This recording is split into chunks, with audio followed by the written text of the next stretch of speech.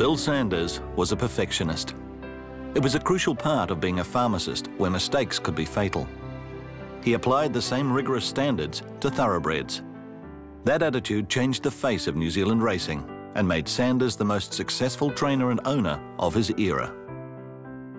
These stables on the Sanders property just across the road from the Waipa racecourse are mainly used for storage these days. Built in 1961, they're actually the birthplace of professional training and racing in New Zealand in the modern era. It was here that Sanders threw out the old notions of training and adopted a commercial approach that shocked many. Post-World War II, the chemist shop in Te Awamutu was Sanders' primary career after moving from the King Country and starting a family. Horses were his passion, and Sanders enjoyed considerable success in the 1950s as an owner-trainer. He also sought to improve the sport by serving on the committee of the Waipa Racing Club. That part-time operation had to change in 1960, when a rule change meant Sanders had to either get rid of some horses or turn professional. Sanders embraced professionalism, and the training numbers expanded rapidly in the following years. There would eventually be 5 establishments under Sanders' direction, surrounding the racecourse. Mornings would see these stables filled with the Sanders horses as they rotated through their track work. Keeping an eye on everything from this corner seat was the elder statesman. Son Graeme still chuckles as he recalls the edge of the building being his father's favourite scratching post. Sanders was a good judge of horseflesh, more interested in type and attitude than pedigree. The purchase of Barellin for £400 with Reece Hodgson produced 7 wins from the first 10 starts.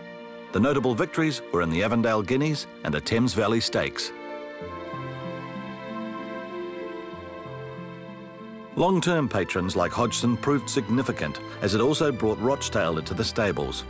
Rochdale won a host of top races, including the Easter Handicap, the Telegraph Handicap, the George Adams Handicap, and the Epsom Handicap. He provided one of the most impressive winning streaks of the 60s, with 10 wins in 3 months. Sanders would train 3 individual Easter Handicap winners.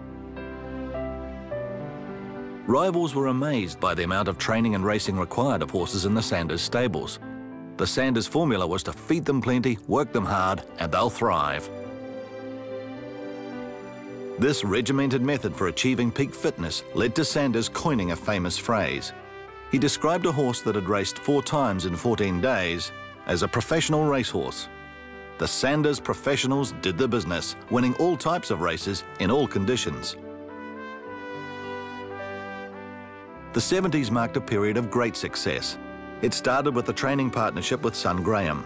They proved to be an unbeatable combination, winning 5 consecutive premierships from the 72-73 season and training 493 winners in the decade. Bill had already trained 502 winners before the start of the partnership, and he became the second trainer to reach 1,000 winners, eventually retiring with 1,003 on the board. The Sanders training methods worked for gallopers and jumpers. Spray Doon was a champion steeplechaser and hurdler who bagged 4 main titles in 9 weeks. Some, like Execute, excelled over jumps and on the flat. His versatility made him a Sanders favourite as he won sprints at middle distances, weight for age, hurdles and over country.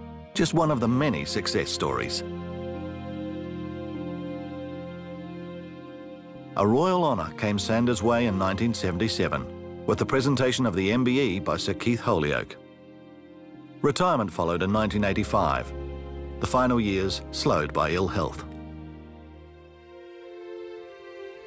The Sanders tradition of training winners lives on through the generations. Graeme continued to enjoy success, reaching 1,116 winners in the 2010-2011 season, and scoring a Group 1 double with Prize Ladies Auckland Cups in 2007 and 2008. Daughter Debbie mixes family duties with training, and Mark trains in partnership with his father while running the Sanders Racing Stables. Bill Sanders' approach to professional training shocked many of his compatriots and changed the nature of racing in New Zealand. A measure of his success is not just the winners on the books. It's the fact that his dynamic approach became a blueprint for others to build on.